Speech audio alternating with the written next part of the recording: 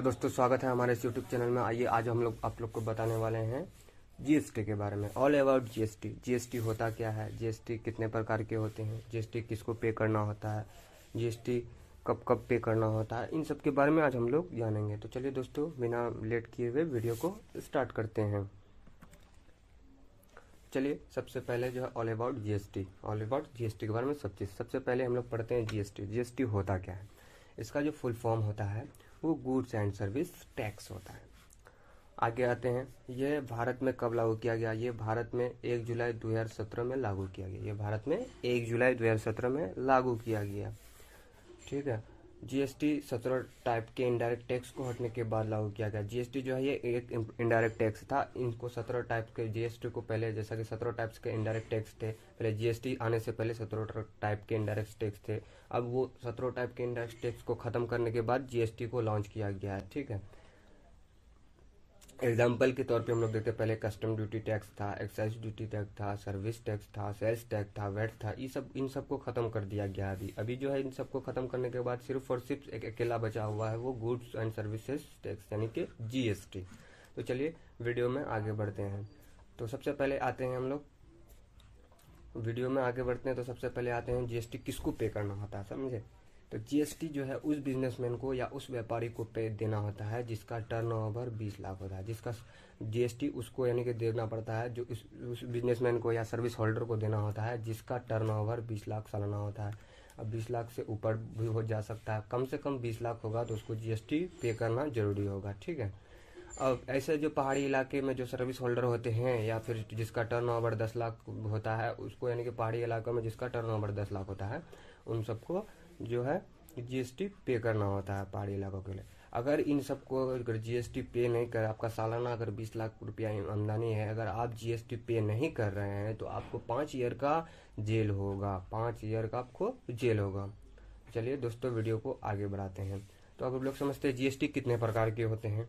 तो जीएसटी जो है वो 4 प्रकार के होते हैं। चलिए आइए चारों को डीपली के साथ आज हम लोग जानते हैं। सबसे पहला जो जीएसटी होता है वो एसजीएसटी होता है। एसजीएसटी का फुल फॉर्म होता है state goods service and tax. उसके बाद आता है CGST, central goods service and tax. और तीसरा जो आता है वो IGST, integrated goods and services tax. चौथा जो आता है वो UTGST, union territory goods and services tax, goods and services. इन सब के फुल फॉर्म से ही आप लोग को पता चल गया होगा कि किसका यानी कि क्या, कौन कैसा किसका टैक्स होगा। चलिए इनको अब डीपली के साथ जानते हैं और अच्छी तरीके से हम लोग इन लोग को जानते हैं। तो चलिए अब हम लोग आए हैं सबसे पहले एसजीएसटी। पहला जो मेरा था वो एसजीएसटी था। एसजीएसटी इसका जो फुल फॉर्म होता है वो state goods and services tax होता है। तो एसजीएसटी इसका जो फुल फॉर्म होता है वो state goods and services tax होता है। जब कोई बिजनेसमैन या व्यापारी अपना राज्य में ही सेल या परचेस करता है तो उसे गवर्नमेंट को एसजीएसटी पे करना होता है। अब आप लोग को जैसा कि मान लीजिए मेरा राज्य बिहार है, हम बिहार के अंदर में यानी कि सर्विस प्रोवाइड है तो सर्विस प्रोवाइडर करते हैं, या बिजनेसमैन है तो सेल परचेस करते हैं, तो हमको जो है सरकार को एसजीएसटी पे करना होता है। दूसरा जो है वो CGST, central goods and services tax. जब कोई बिजनेसमैन या व्यापारी अपना ही राज्य में सेल या परचेस करता है, या जब कोई सर्विस होल्डर अपना ही राज्य में सर्विस प्रोवाइड करता है, तो हम लोग इसको सेंट्रल गुड्स एंड सर्विस यानी कि टैक्स में दिखाते हैं। तो इसको हम लोग सीजीएसटी गवर्नमेंट को पे करते हैं। तो आप दोनों के सवाल में भी बहुत लोगों के दिमाग में ये भी सवाल आया होगा कि एसजीएसटी का भी आपने वही दिया, सीजीएसटी का भी आपने वही दिया। तो इन दोनों को आप समझने के लिए हम आप लोग को एक एग्जाम्पल की तरफ लेके चलते हैं। ठीक है। इन दोनों को आप समझने के लिए आप दोनों को एक एग्जाम्पल की तरफ ले चलते हैं, तो उससे आपको बहुत अच्छी तरीके से समझ में आएगा। तो चलिए हम लोग एक एग्जाम्पल की तरफ चलते हैं, तब आपको इस एग्जाम्पल में अच्छी तरीके से आप लोग को समझ में। चलिए हम लोग एक एग्जाम्पल ले लिए हैं। ठीक है। मान लीजिए मैंने अपने राज्य में से एक लैपटॉप खरीदा जिस पर हम 18% जीएसटी दे रहे हैं। मान लीजिए मेरा राज्य बिहार है, बिहार से पटना में एक लैपटॉप खरीदा जिसका हम लोग 18% जीएसटी दिए। तो 18% जो हमने जीएसटी दिए वो उसमें से 9% जो जीएसटी होगा वो मेरा central goods and services tax होगा, और 9% जीएसटी वो एसजीएसटी यानी कि state goods service and tax होगा।